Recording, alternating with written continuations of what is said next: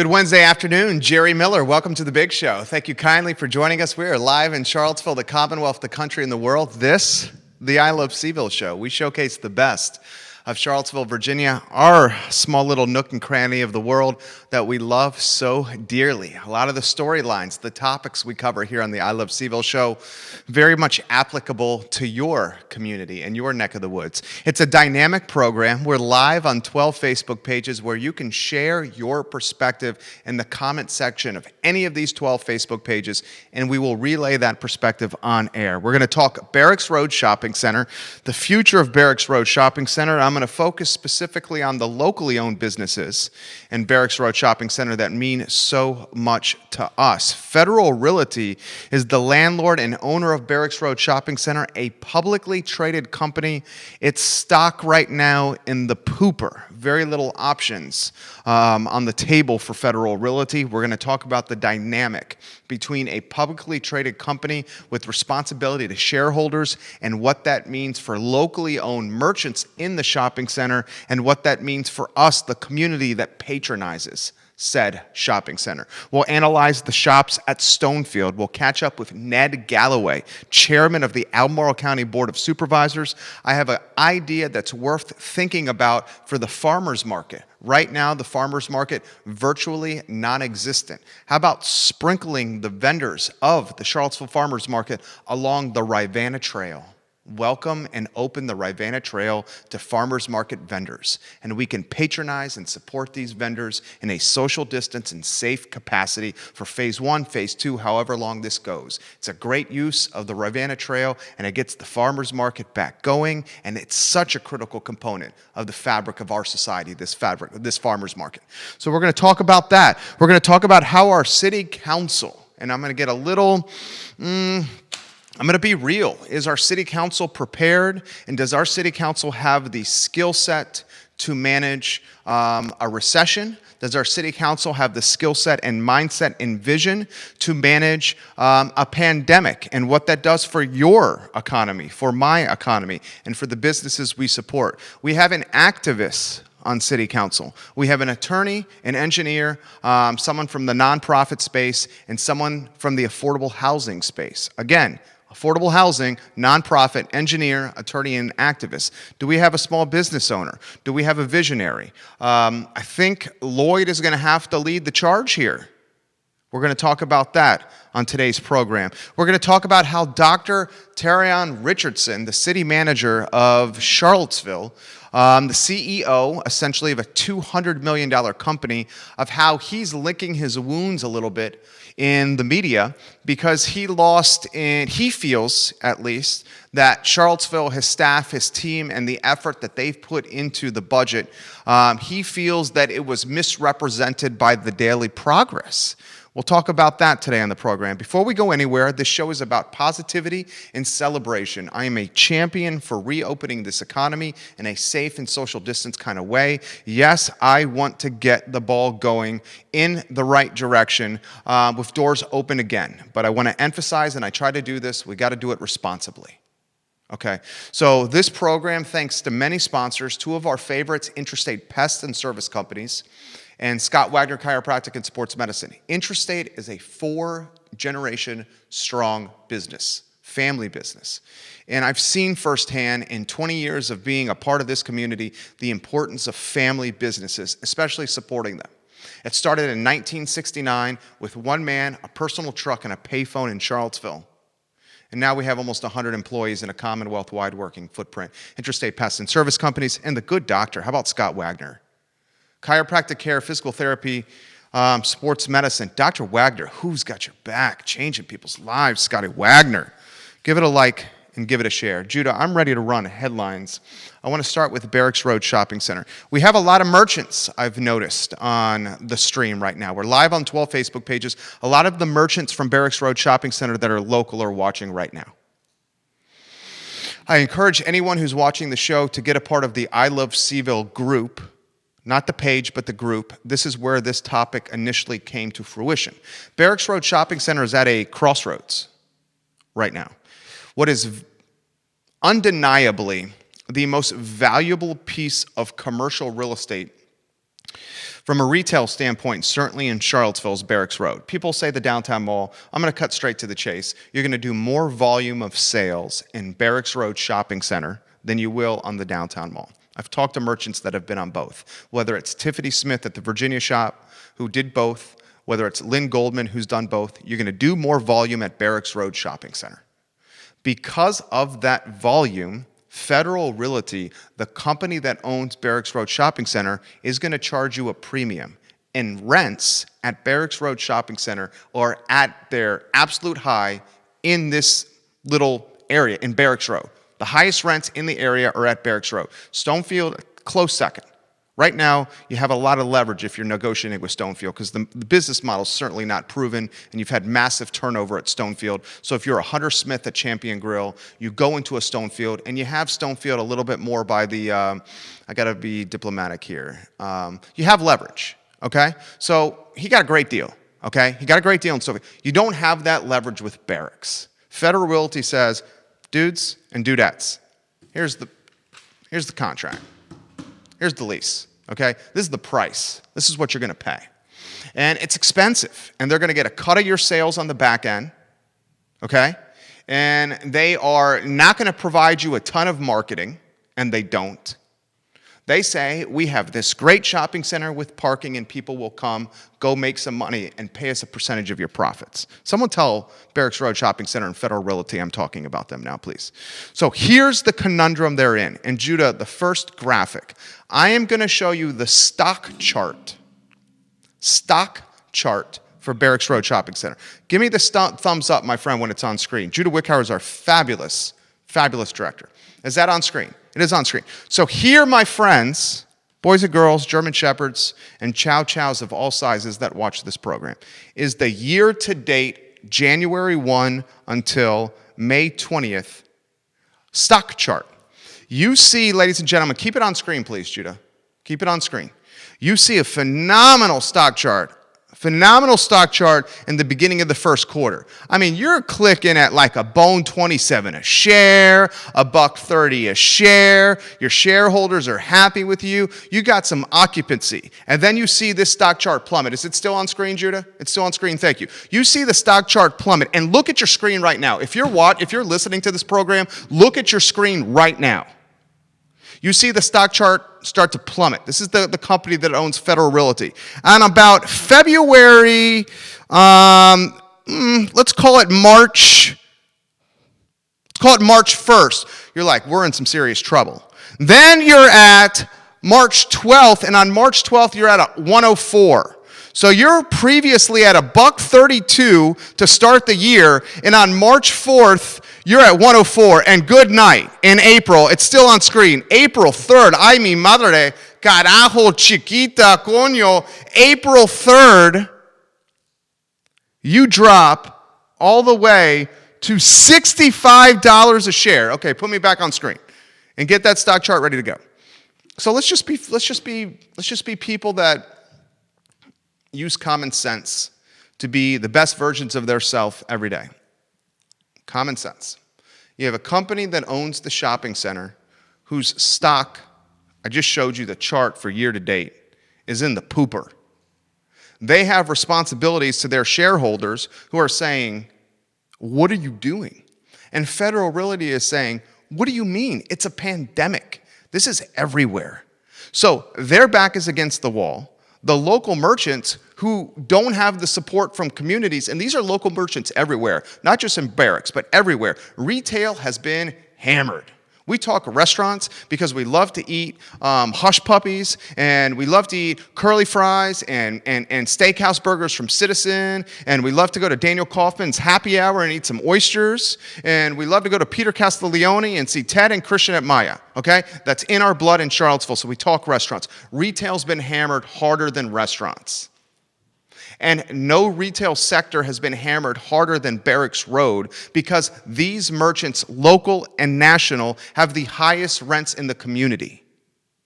And their landlord has their back against the wall. Stock chart on screen again, please, my friend, Judah Wickhauer. Their back is against the wall. So you're at a negotiation table with the local association, sitting across from a spokesman from Federal Realty that has no power, but has to pass up questions and comments to the food chain, and the people atop the food chain are saying, what do you mean? Move on rent. What do you mean forgive? What do you mean? We got to get out of this stock price issue we're in. We can't offer massive cuts in rents. So I bring this up to you for a number of reasons. A, I love the Justin Goodmans of the world, the owner of Zoom Indoor Cycling. He and his wife, Kara Goodman, are assets to the community, and I love that they have small businesses in Barracks Road Shopping Center. I love Monique and Steve at the Happy Cook, and Tiffany Smith at the Virginian Shop. And I love Keith at Hotcakes, and the list goes on. And I'm watching as a businessman, Jerry, and as someone who uses common sense and reads, and someone who sees the tea leaves, that we have a retail sector that's hammered like any other sector, the worst in retail, especially non-essential retail, hammered. A shopping center that is astronomical in its rents, local merchants that are my friends stuck in the middle, and me and you as consumers fearful that this is going to manifest or evolve into a fashion scare mall situation where it's big brands, no local merchants, and an afterthought in Albemarle County. Think about it. Let's take it a step further. Give it a like, give it a share on any of these Facebook pages. I swear I'm going to get to these comments. Neil Williamson, hello, and welcome to the program. Diana, Chef Diana, hello, and welcome to the program. James Watson, Jeff Camriff, the fabulous car wash entrepreneur is watching the program. Give it a like, and hammer the like button right now, okay? Stonefield Shops. What is the future of the shops at Stonefield? Who is in more... What sector or shopping center is in more of a precarious position? Barracks or the shops at Stonefield? The shops at Stonefield, I don't think truly have gained full momentum since launching. Do you agree or disagree? The value proposition of the movie theater was overrated.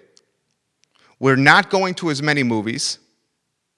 The restaurant turnover has been massive. I think of Parallel 38, I think of Pasture, I think of Travinia Kitchen, and those are just a few. Is Medici still in there? I know Parallel 38, Pasture, and Travinia are gone. The restaurant turnover has been massive.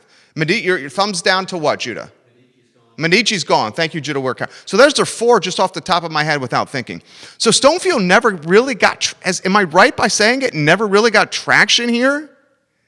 I would say that the one that's in the most precarious position because of its lack of institutional memory within the marketplace, basically what I'm saying, it hasn't been around the longest, Stonefield's in the most precarious position.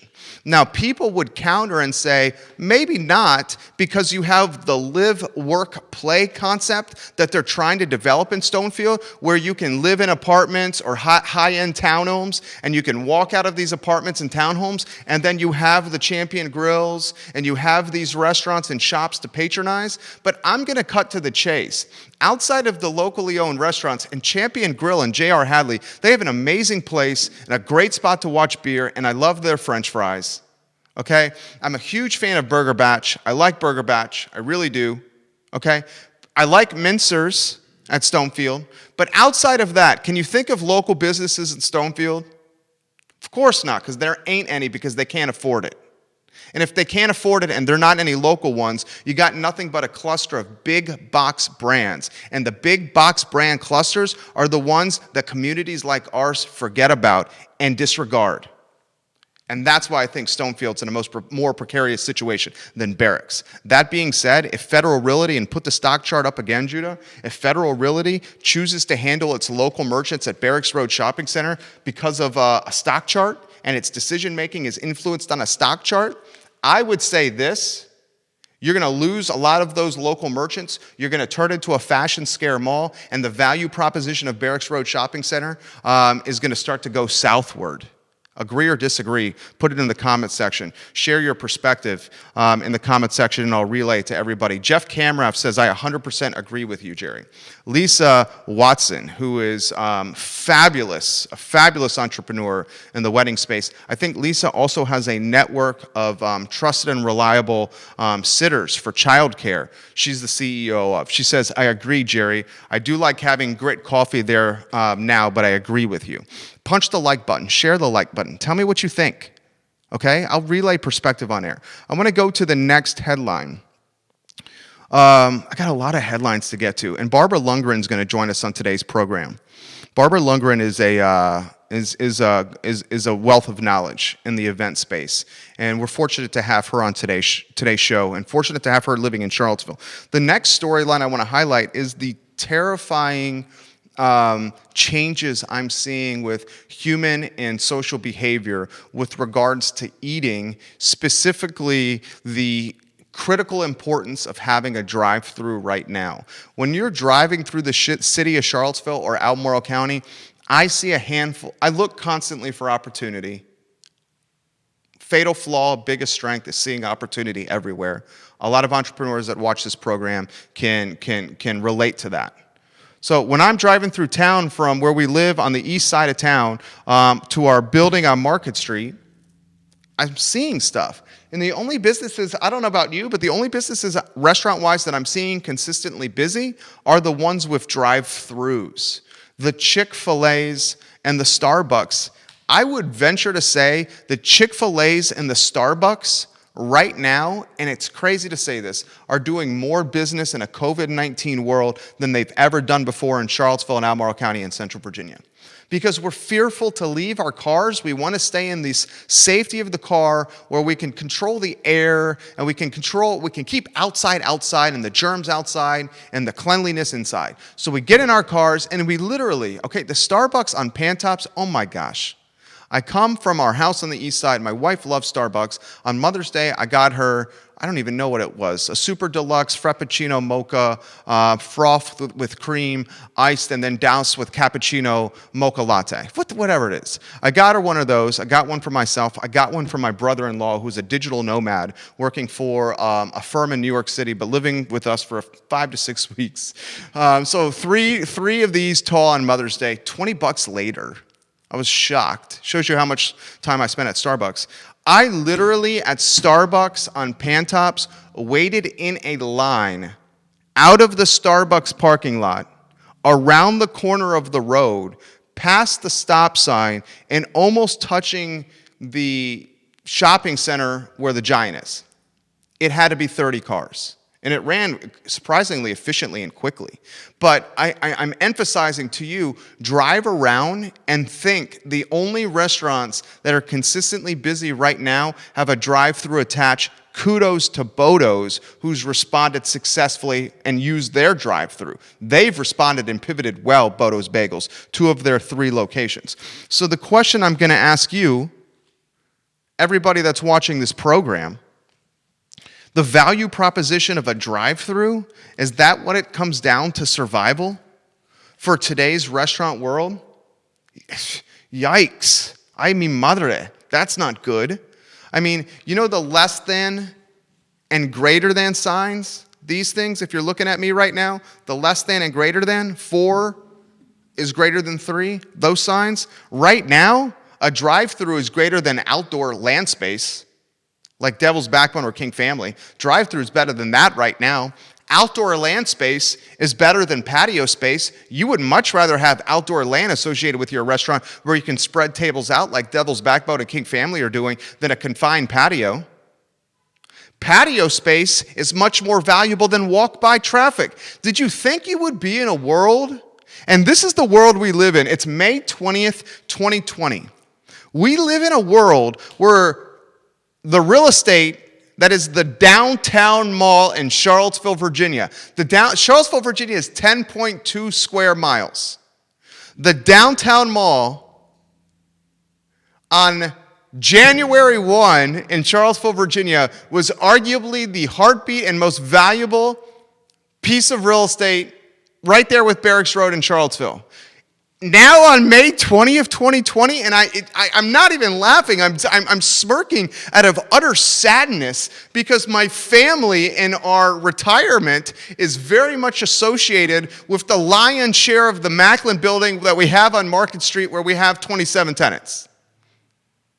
So I'm not smirking, I'm literally sad here that on May 20th, 2020, the downtown mall has become, I cannot believe I'm going to freaking say this right now. On May 20th, 2020, the downtown mall, unfortunately, has become the less valuable real estate in Charlottesville. For Jesus. That is so hard to swallow and say right now. I'm literally like, I feel like I just saw a ghost. I'm at a loss for words, but it's true. You have no parking lots really tied to the restaurants, private parking lots, for you to expand your patios. Your patio space is so small. Even if you were to open your patio space, what are you going to open for? 4 tables? You have walkers that are walking by your patio that the space between the stores and the patios themselves is not huge. So you got to be mindful of the 6 feet there with the walker buys. You have the perception of ridiculous density, and the perception of ridiculous density right now breeds tremendous fear. Density breeds fear because of COVID. Space and land breed confidence because of COVID. On May 20th, 2020, in front of 12 different Facebook pages, good night, I'm literally saying this despite what I have 12 years of working, of a retirement plan that, eventually we're going to have this pay, and it's going to change, but it still stings. Think about it. Give it a like. Give it a share. Give it a like. Give it a share. A lot of topics I want to get into. Barbara Lundgren, I'm on fire right now. I'm going to go to you in a couple of minutes here, Barbara Lundgren. I'm excited to welcome you to the program. I want you to think about this topic. I'm extremely concerned that the city councilors that we have on the dais right now don't have the mental makeup, and I'm not knocking them, they just don't have the experience from a business standpoint to take us from a pandemic and from a recession back to bullish and strong times. The one that is going to have to do this and lead the charge is Lloyd Snook. Lloyd's the small business guy there and the entrepreneur. We have an activist for a mayor. We have a vice mayor from the nonprofit space. Michael Payne's from the affordable housing space. Heather Hill's an engineer.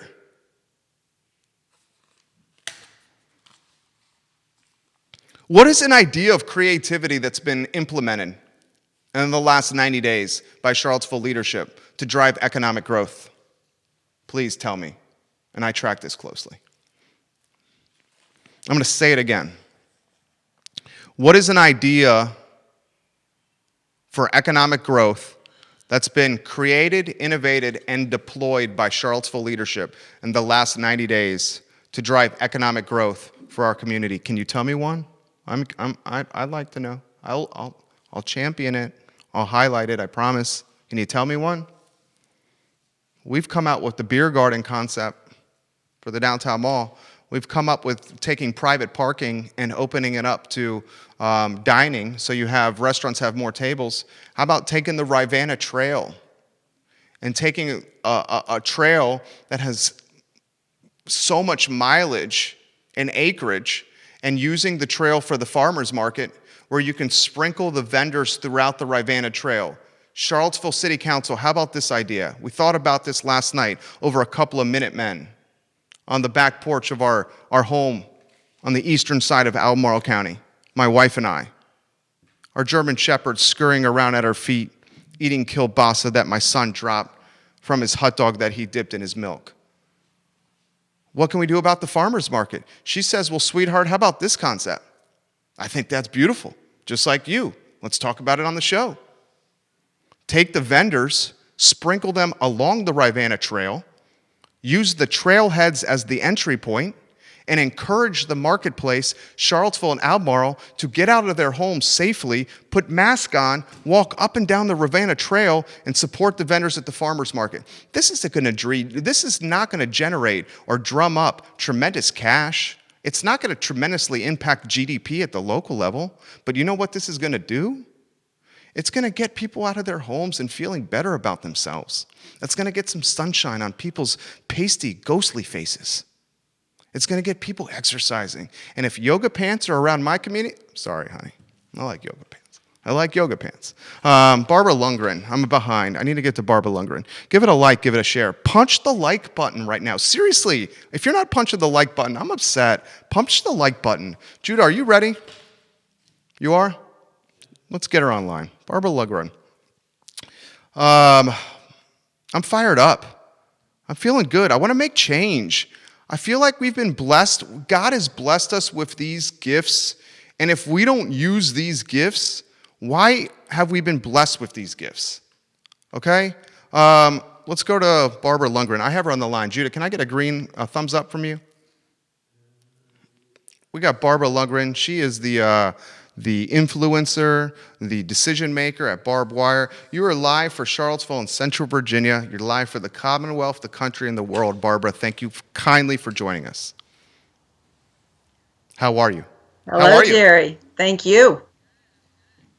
I'm good. We thank you for your influence and your inspiration. I have to tell you, I even dusted off my wedding clothes for you today. Blue looks great on you. Well, that's Barb Wire Blue. I like that's it. Barb Wire Blue. She likes branding. Yeah. Barb Wire Blue, baby. All right, I'm going to get out of I'm going to get There you go. I'm going to get out of your way. The show is yours. Introduce yourself to the viewing public. Great, thank you. Barb Wired has been around for 20 years this year. So we are celebrating 2020 in that way. We do all types of events. I came through the event world not doing weddings, but transpired into weddings. And I did the Albemarle County Fair for 11 years. I did First Night Virginia for 3 years. I've kind of sworn off of festivals because I'd rather have a weather plan. So we have done many weddings over the years, and we were in the right place at the right time when the wedding industry grew here. You are a thought leader. Yeah. You are first to market. You help build the market. We were letting folks know that you were coming on air. Folks like Ray Cadell get excited. A lot of people excited that you're on this show here. Talk us about the evolution of the market from the beginning to now, and not even COVID, say from the beginning to January 1. Beginning to January 1.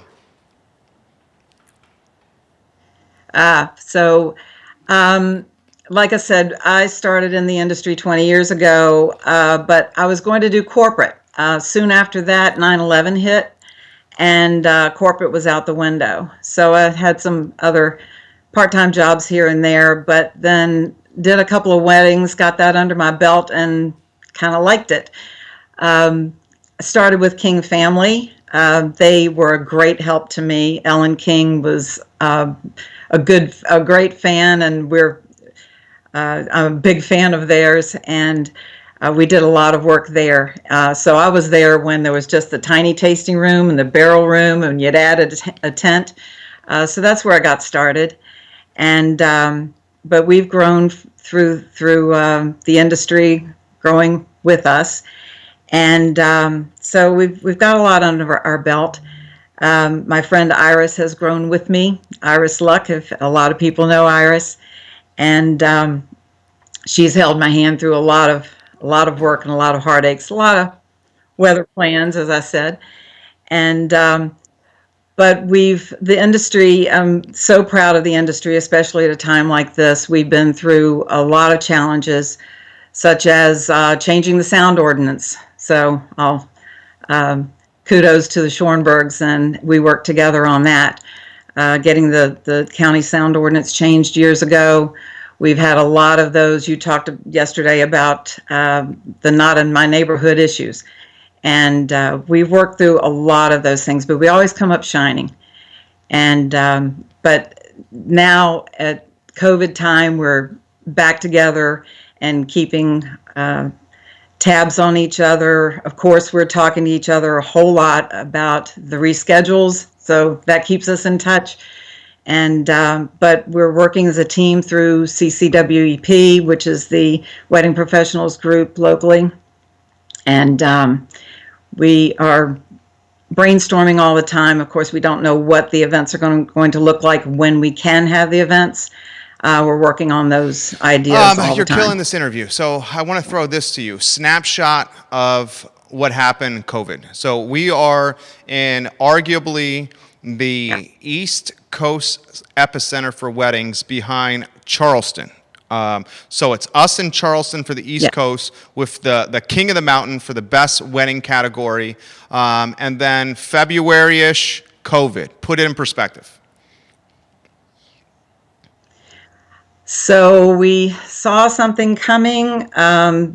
First of all, we had to shut down the wineries, and they were doing wineries and breweries. They're doing curbside, and we had to start telling our brides, "Hey, we're shut down." They started rescheduling to the fall. The rescheduling process is kind of a nightmare for the planners, especially.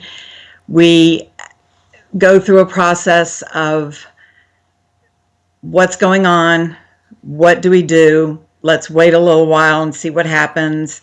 Then, okay, we're going to pull the trigger and find another date. Go to the vendors, are you available for that date? If not, we have to find a couple of new vendors. Then we go into the process of new contracting. It's like double work for the wedding. It's like planning the wedding twice. And now we are sort of in a process of we are in the process of what does the wedding look like for the fall. So our couples are starting to look at what does my wedding look like?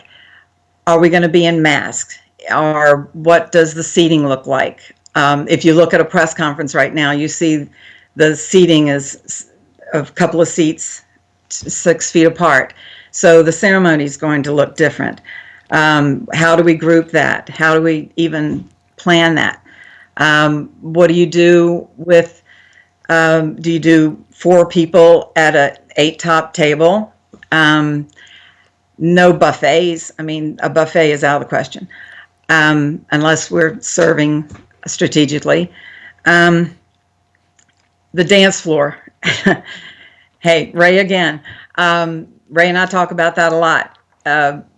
The idea of line dancing came up yesterday.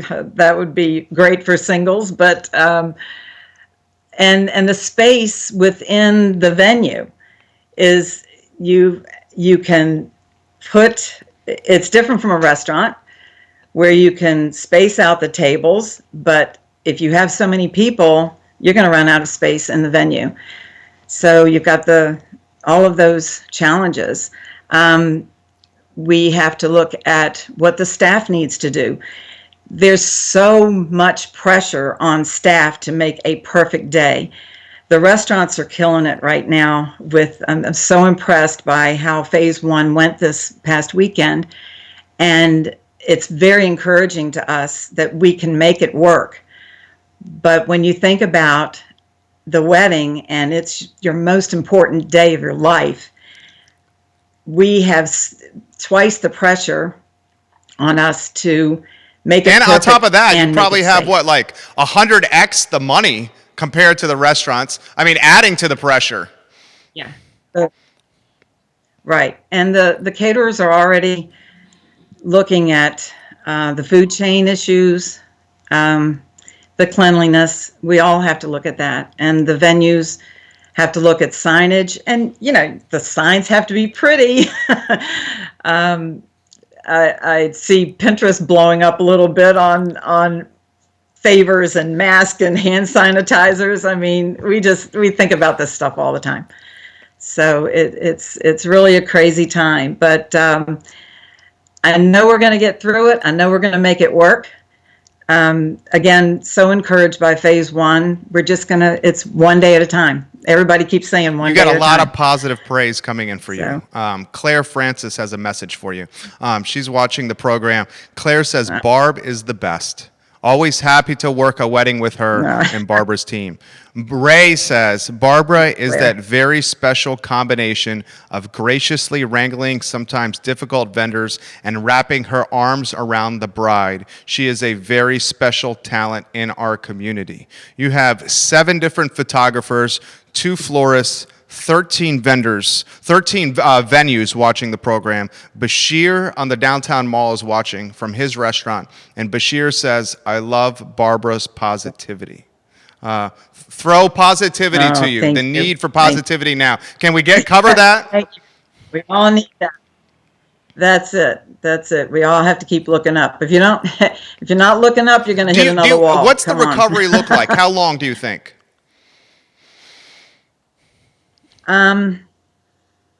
So with we're starting to see reschedules in the fall. Sadly, we really are. And some of those brides already rescheduled. Come on. Just because of that, the vision that they wanted for their wedding, it's not coming about. Again, when you're replanning an outdoor and you're spacing out, you got to have a weather plan. There's that, but there's always that. But I think the spring is going to be the time. I really do think that we'll be in full force by spring. That's a thought, a prediction, but we can't be sure. Like I said, one day at a time. I think that I want a shout out to Bashir and what you said about the downtown mall, recovery on the downtown mall. Way back when, Bashir will remember this, we were in a project together when the bricks were put down. And I don't think you were around back then. I was working with Bob Stroh. He was in charge, and we did block parties as each block was built on putting together the bricks, putting the bricks in on each block. We did block parties. We had a great time doing it, but there were so many empty storefronts back then, and we found a way. It took time. But we found a way, and there is a way. I love that. We're going to come back. She's killing this interview right here. You were so good. This question to you here: the leaders in the space. Take an opportunity to highlight leaders that you see along with yourself leading the charge, and why. Claire is out there. Thank you, Claire. She is always keeping CCWEP together. We have another Zoom meeting this afternoon. We have one every Wednesday afternoon. She's put our, sometimes it's a panel, sometimes it's marketing meetings, but we're staying together that way. We'd rather be having our little wine and dine parties, but we'll get there. But Claire keeps us together, and there are so many other great planners out there. And the thing is, we need to stick together. There's a lot of competition, in everything. But these things bring us together, and we've got to stick together. Tracy Lee Shiflett says, I absolutely love you, Barbara. and Bashir says, Barbara, those were the days. And Bashir, I love when Bashir watches. All right, you have a lot of people watching. We're live on 12 Facebook pages. Says, guys, give Barbara a like and a share now. Like and share the stream. The show is yours. Final word from Barbara. We're a platform of hope and positivity, but you can go anywhere you want to go. Absolute autonomy. The show is yours, Barbara. Well, when I say we're looking up, I have to say I've prayed more than I ever have before. Whether that's your thing or not, it can't hurt. But I keep looking up, and I just think that that's what gets me through, and I know that's what gets a lot of people through. Um, the sticking together. I thank you all for your encouragement. Thanks for sticking together, and really, it is the Barbara, only way you're we really get good through at this. Thank you, Jerry, because you're a great encouragement to all of us. We're following you closely, and maybe you should be one of those leaders. We're talking about the city Got to talk council. to I my don't wife. know. Got to talk to my wife. Barbara, you're amazing. Thank you. Thank you. I appreciate you. Thank Barbara you. Lundgren, guys, Thank punch you. the like button. Hammer the like button for that interview. Didn't you love the glimmer of hope? She was real. She was hopeful. I love that interview. Punch that like button for Barbara Lundgren. Couple of topics I want to get to. A lot of comments coming in, and I promise you I would get to these comments. Let's go to my Facebook page first. We'll go to the comments that are on my Facebook page, then we'll go to the comments that are on I Love CVille Facebook page, then the comments on the I Love CVille group, then the comments on I Love CVille Food, the comments on Scoutology Charlottesville, on Scoutology, and the 11 other Facebook pages that this show is on. Thank you, Arlene Yobbs. Arlene Yobbs, I love you. Former CAR CEO, CAR president. Arlene Yobbs is the real deal. Wilson Ritchie says, Jerry. Wilson Ritchie is the owner of the Whiskey Jar and the Bebedero, and a man about town, and a guy that I respect. Jerry, it sounds like the city has okayed seating and parking areas and other private property areas surrounding your restaurant. Thank you for pushing this. I'll follow up on that. I want to make sure that the news reports that. In fact, I sent a direct message to Nolan Stout of the Daily Progress, who covers council quickly. Oh, he responded. Wow. Ladies and gentlemen, watching the program, we've been making this push for 2 weeks. I'll put it in today's package it on the stream. City Council has okayed the private parking. What we've been trying to emphasize and push and champion, this idea that came to fruition on this network last week, is now a reality thanks to Charlottesville City Council saying, yes, the beer garden concept we continue to have to influence and push through. Private parking now allowed to convert to outdoor dining for restaurants in the city of Charlottesville, a temporary measure. This shows you literally the influence of a community coming together and leveraging its voice as one. Its voice as one, and influencing council to change policy in a short-term window for the betterment of the community. The first, ladies and gentlemen, this I asked you at the top of the show, what is the first move from a driving economic growth standpoint that you've seen City Council do? And it looks like the idea we've come up with is now a reality of private parking now being able to leverage for dining on restaurants. I'm going to follow this closely and reach out to our contacts in City Hall. And this should be reported in the news. Daily Progress, NBC 29, CVille Weekly, Charlottesville Tomorrow. I Love CVille is going to have this on its website so the marketplace is aware that we now have more dining options and outside dining seating to support our local businesses. Okay? So CVille Weekly, NBC 29, and the Daily Progress, and CBS 19. Report this today. I expect to see this in the 6 o'clock news and in the Daily Progress today. Please, this is news. I want to dig deep into this topic. Shows you the value of people coming together and voicing their opinion. We still have Ned Galloway to get to. We have Tillwinds moving. This is an interesting piece that came up on the I Love CVille group. Tillwinds, which we broke the news, is moving from the downtown mall to the old Tin Whistle Irish pub. Courtney Tyler, the restaurateur behind Tillwinds, is going from the downtown mall to Tin Whistle Irish Pub on Market Street. Much more patio seating. So this is a very strategic and intelligent move. This move has been in the works before COVID, so she got a little lucky here. She confirmed to me that the rent is essentially the same, but she's moving from downtown mall to Tin Whistle, where she has that outdoor garden right across from the garage.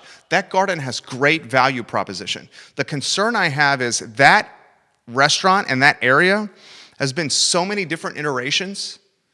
I mean, you guys know it's been a lot of iterations, okay? So I'm concerned about another one that has kind of like, a history is where the X Lounge used to be. The Bebedero was at that spot. Glass House Kitchen was at that spot. The X Lounge, it was a private club for a little while. That one has a little history with it too. But I like the move by Courtney Tyler and her team to go from the downtown mall with Tillwinds to the Old Tin Whistle. She's changing the concept too. The concept's changing. It's going to be more small plate focus. She confirmed this on the I Love CVille Facebook group. You should get on this group now. There's so much knowledge bombs on that group. But she has confirmed, and I'll read the comment to you. You are correct. She says, Courtney Tyler, the concept is changing. Small plates, veggie and seafood centric, inspiration from coastal Carolina and Scandinavia. It's a chill spot. Think an all-day cafe like Tillman's, but with small plates, veggies, seafood-centric, coastal Carolina, Scandinavian influence. Cool. I like small plates and sharing. You have a good patio. That's going to be good for you in COVID. But I'm going to talk about, because I've got on my phone right now 2 counselors and 1 board of supervisors with direct messages. And they're watching, want me to touch on what I said about the downtown mall. Okay, so ruffled some feathers. I ruffled some feathers, okay? And I ruffled some feathers when I said from January 1 until May 20th. And guys, when I'm talking about ruffling feathers, it's not personal, and I have skin in the game downtown. So when I make this comment from January 1 to May 20th, you've seen the downtown mall go from arguably the most valuable piece of property in Charlottesville, probably second behind Barracks Road Shopping Center, to the arguably the most difficult to run a business on because of the constraints of patio and walk-by traffic and COVID-19 Phase 1, Phase 2 guidelines. And this ruffled some feathers. I stand by my comment. It's an analytical, real comment. Do you not agree? I mean, I think it's a direct reflection of why you have not seen a lot of restaurants open downtown. They can't make it work because of the parameters and guidelines of Phase 1 and because of the limitations of the infrastructure around them. I stand by my comment, guys. I really, really do. I'm sorry that upset you. And I stand by my comment about Barracks Road Shopping Center.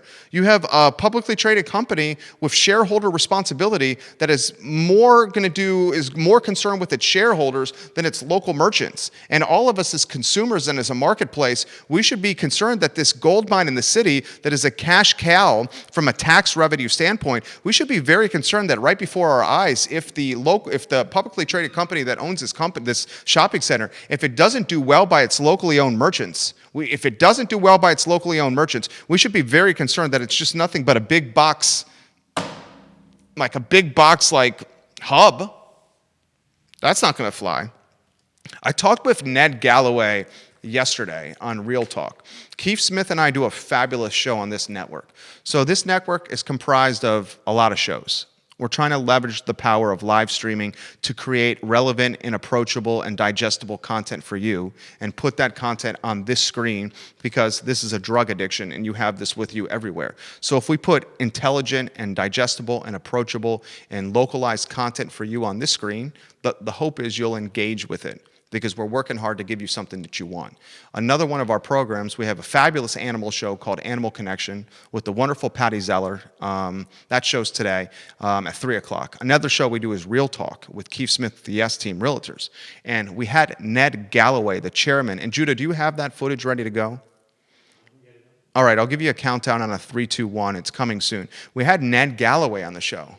And I asked Chairman Galloway, does your mindset change as a leader in this community, as a board of supervisor, as the chairman of the board of supervisors? Does your mindset change when we're in tough economic times as opposed to a bull market? In a bull market, you can be restrictive of special use permits. In a bull market, you can be restrictive of how your land is developed. In a bull market, you can be a hard ass when it comes to negotiating with developers. In a bull market, you have leverage. In a bear market, which we're in now, $50-60 million deficit for Albemarle County for next year? I mean, the budget's $40 million. We're talking $50 to $60 million in deficit. We're talking 10% plus. Okay, you're running a company that needs $400 million to keep going, and you have $50 or $60 million short. So you're in a bear market here. When you're in a bear market and you're one of these supervisors, does your mindset change to get more innovative and creative? You ready to rock and roll, homie? Judah? Okay, we'll play Ned Galloway's. I asked Ned, does your mindset change?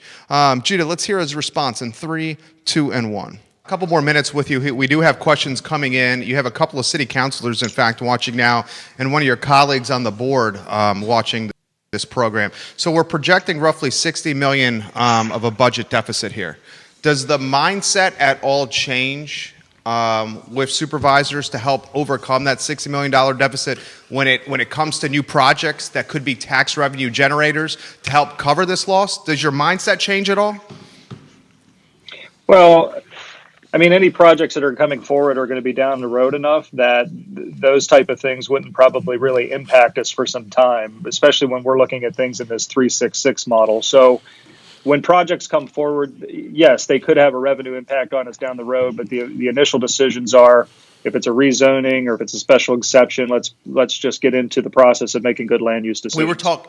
That are appropriate. Sure. And Neil Williamson, welcome to the program. We were talking about this on the show, about how Albemarle County, I think, is probably in a better spot from a reopening than the city because of the vast land that the business owners, the restaurants, the vineyards, and wineries have to offer. Certainly with phase 1 guidelines being pretty strict from outside seating, patio seating, 6-foot social distancing, et cetera. I think the county's going to be okay. I think the community is going to respond well to social distancing and also respond well to supporting these businesses as they reopen. Can I just throw the whole topic to you? Yeah. I mean, in the big picture, in the long view, I believe Albemarle will be okay. But at the end of the day, I think with watching businesses make their own decisions with what's allowed now under phase 1. But again, what I was saying, there are a lot of folks just taking the cautious approach. If they are going out in the public, they're really keeping the social distancing and they're only going out if they need to. I'm thrilled that when people do go out that they are deciding to support local businesses because those are our community members as well, running those, owning those, have employees there. So anything we can do to support them. I mean, here's the thing. When we voted and let's just take council. Take council. We had 3 seats turnover in Charlottesville. Michael Payne, Cena McGill, and Lloyd Snook. And I don't ever, I mean, what these guys are doing, the hours they are putting in, for the money that they are getting, and for the heat that they get is significant, okay? Anybody that's doing kind of stuff like this, we obviously know, we should say, gosh, you're going beyond the call of duty for $18,000. $20,000 if you're the mayor, $18,000 if you're on council, okay? You're going beyond the call of duty. That being said, when you are an elected official, and when I choose to run, which I want to, remind me of this, and I'm mainly saying this to my wife, remind me of this. When you're an elected official, you understand that part of the gig, there's going to be some heat and some criticism and some constructive criticism and some suggestions made of how you can optimize your decision-making to better the community. That's the nature of the beast.